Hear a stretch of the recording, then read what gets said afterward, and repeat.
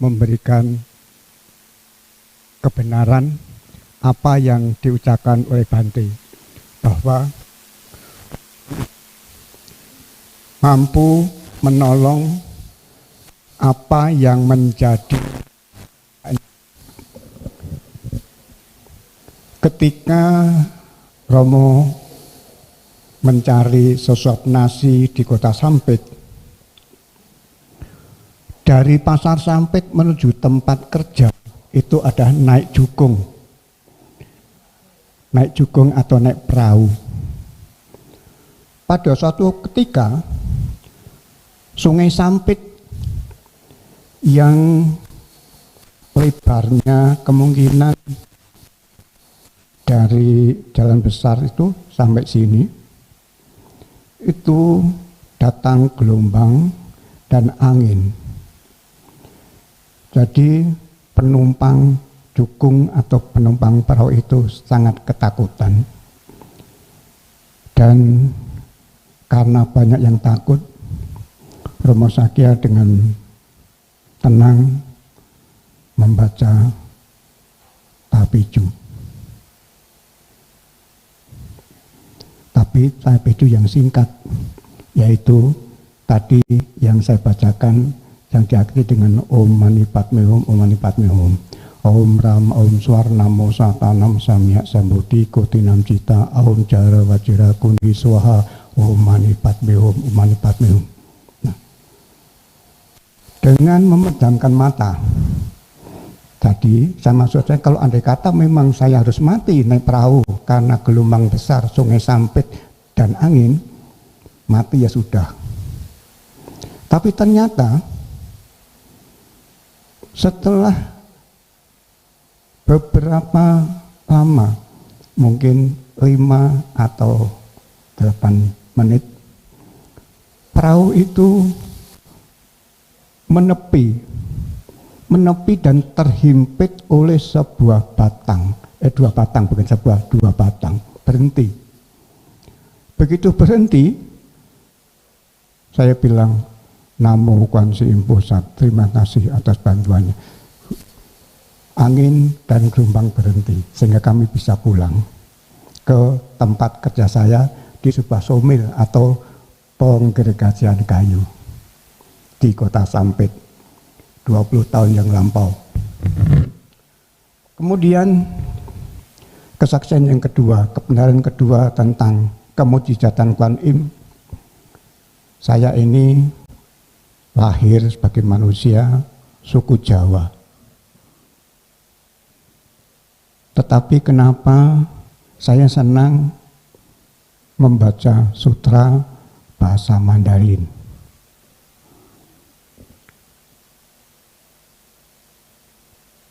Pembacaan sutra Mandarin itu sudah saya mulai sejak tahun 1963 di Kota Medan, di wihara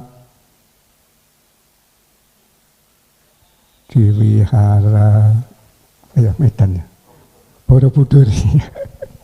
Terima kasih diingatkan, wihara Borobudur tahun 1963. Saya belajar membaca sutra yang berbahasa Tionghoa, tapi waktu itu dialeknya Hokkien, bukan Mandarin. Berubah Mandarin setelah saya masuk Singapura tahun 1966.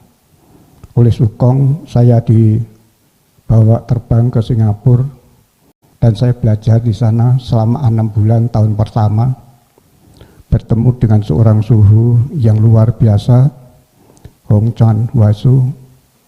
Saya belajar sama beliau. Nah, tetapi karena sesuatu hal yang tidak terpikirkan, saya menjadi biku, undur diri karena sesuatu yang tidak nyaman di hati dan keluarga. Karena saya ini orang bodoh, orang tidak terbelajar, sehingga pada tahun 76 saya mengundurkan diri. Tetapi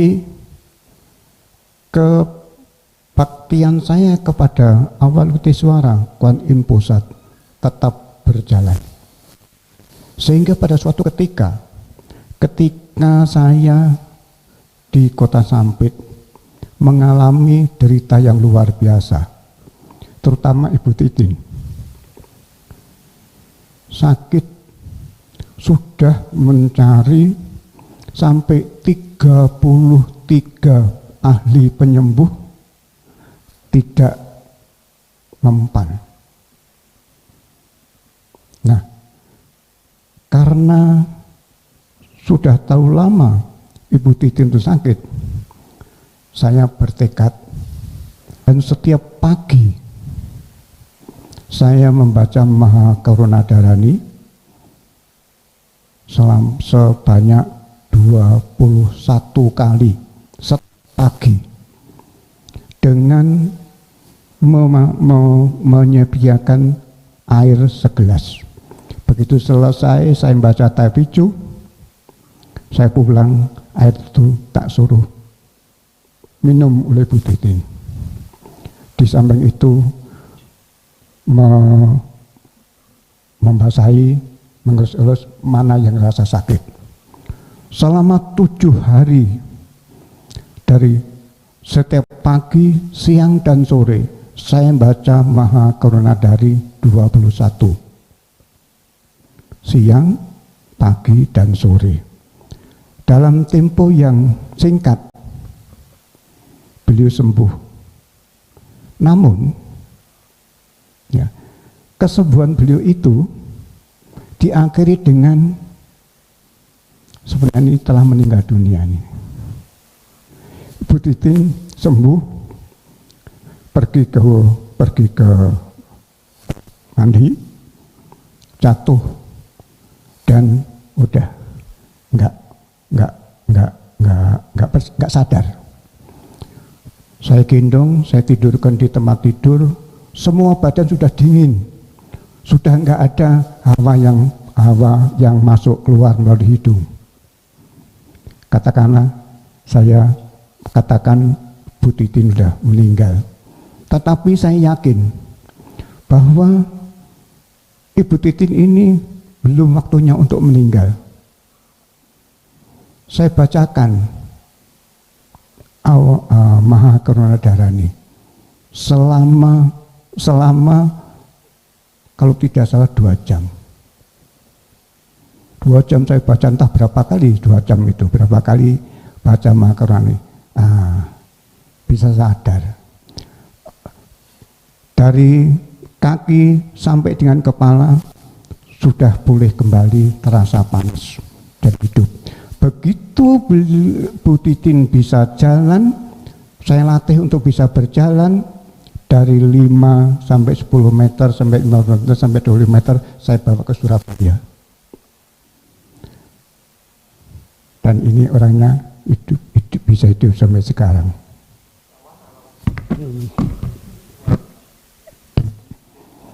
Iya. Ya. 20 tahun di Sampit. Ya, inilah kesaktian Avalokiteswara yang Romo alami. Saya tidak bohong, Bu Titin ada. Saya berusaha untuk tidak berbohong atau tidak membuat-buat apa yang saya ceritakan. Ya. Jadi inilah untuk membuktikan bahwa apa yang dikatakan oleh Bante Maitri itu benar, bahwa Kuan Im itu mempunyai kekuatan yang gaib, kekuatan yang luar biasa bagi mereka yang taat bakti setulus hati. Ya, oke, terima kasih.